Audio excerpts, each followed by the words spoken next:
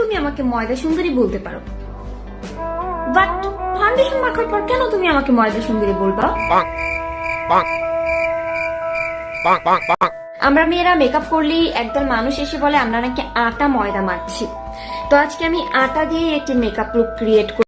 আরে দিদি, ওটা তোমাদেরকে এরকি মেরে বলা হয়, তোমরা সিরিয়াসলি ভাই সিরিয়াসলি আটা নিয়ে চলে এসেছে ভাই।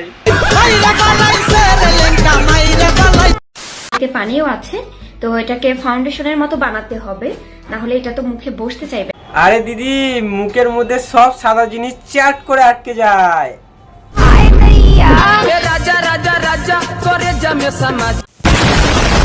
চামিচ দিয়ে নাড়তে হবে। এবার দেখো একদম ঠিক আছে, একদম ফাউন্ডেশনের মতোই হয়েছে।